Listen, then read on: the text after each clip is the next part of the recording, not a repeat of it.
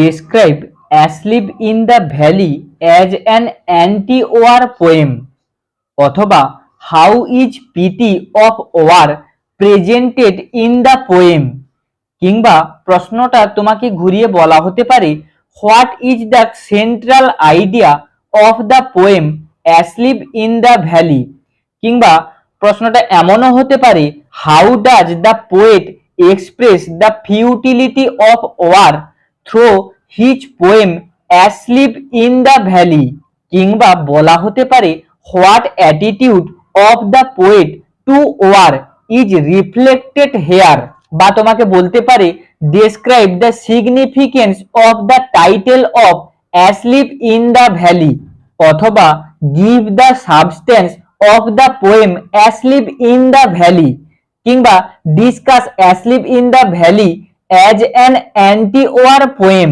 তোমাকে প্রশ্নটা যেমনই করুক না কেন প্রশ্নের উত্তর একটাই হবে চলো দেখে নি উত্তরটি the poem asleep in the valley written by Arthur Rimbaud reveals the horror of modern warfare.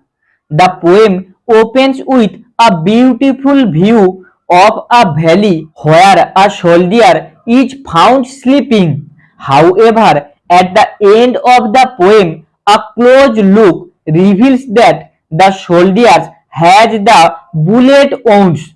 In his side, there are two red holes. The soldier is a victim of war that has been made clearly by the expression the two red holes.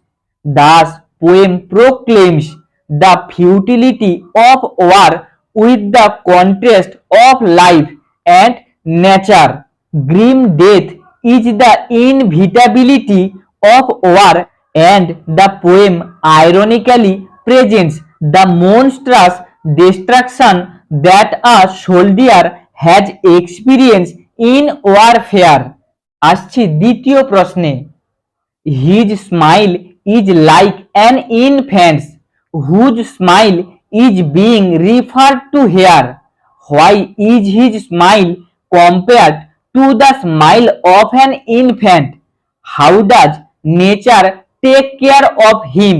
কিংবা প্রশ্নটা ঘুরিয়ে বলা হতে পারে his smile is like an infant's whose smile is referred to here why is it compared to that of an infant how does nature treat him দুটো প্রশ্নেরই একটাই উত্তর হবে চলো এবার উত্তরটা দেখে নি the smile of the soldier who is lying asleep in the small valley is being referred to here.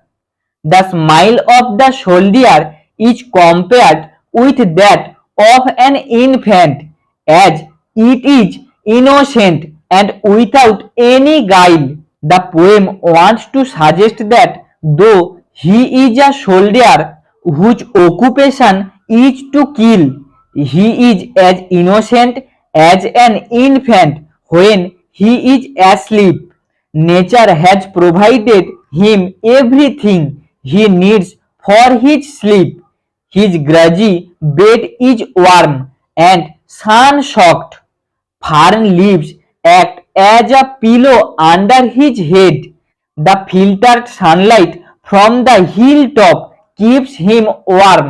আসছি পরের প্রশ্নে In his side there are two red holes. Who is the person referred to here? What do the two red holes signify? What attitude of the poet to war is reflected here? অথবা প্রশ্নটা ঘুরিয়ে তোমাকে এমন করেও বলা হতে পারে In his side there are two red holes. In what sense is the person asleep? How do you know? Describe the bed where the person is lying asleep. এবারে চলো উত্তরটা দেখে নি The person referred to here is the dead soldier who apparently seems to be sleeping peacefully in a beautiful valley. The two red holes signifies that they are the bullet holes and the soldier is not sleeping in the valley but a casualty of war and has been brutally killed. The poet Arthur Rimbaud conveys a strong message in the poem against the brutality of war. He suggests that war takes away innocent and young lives, and everyone seems to be unheedful about it. Everything looks placid and beautiful like the small green valley of spring, but beneath his apparent beauty and peace, the shocking fact of two red wounds remains underneath, telling about the horrible brutality of war. তোমরা যদি মাত্র এই 3টি প্রশ্নের উত্তর খুব ভালো করে প্র্যাকটিস করতে পারো, তাহলে উচ্চ মাধ্যমিক টেস্ট এক্সাম এবং উচ্চ মাধ্যমিক ফাইনাল 2024 পরীক্ষাতে ফুল অ্যান্ড ফাইনাল কনফিডেন্টলি তোমরা এই প্রশ্নের উত্তরগুলো পরীক্ষাতে একদম আত্মবিশ্বাসের সঙ্গে লিখে আসতে পারবে। আর তোমরা 100% নিশ্চিত থাকতে পারো এই প্রশ্নগুলোর মধ্য থেকে একটি প্রশ্ন তোমাদের পরীক্ষাতে আসবেই আসবে। আর আজকের ভিডিওটা যদি ভালো লাগে আর এরকম সাজেশনের ভিডিও যদি তোমরা পেতে চাও, তাহলে চ্যানেলটাকে সাবস্ক্রাইব করো এবং একটা লাইক করো।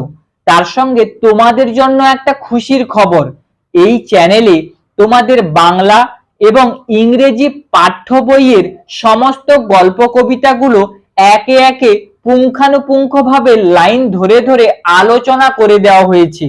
তোমরা চাইলে সেই ভিডিওগুলো দেখে নিতে পারো।